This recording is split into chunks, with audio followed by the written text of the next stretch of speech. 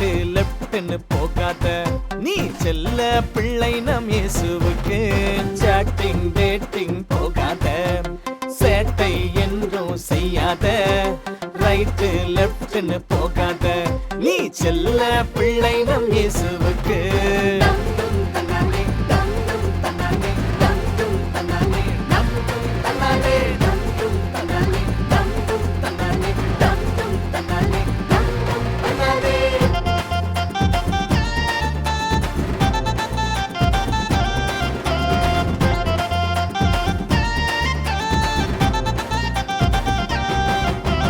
சிருஷ்டித்தவரை நீ நினைத்திடு, சிருஷ்டித்தவைகளை மறந்திடு, அவரோடு நீ இணைந்திடு, பரிசுத்தமாக நீ வாழ்ந்திடு.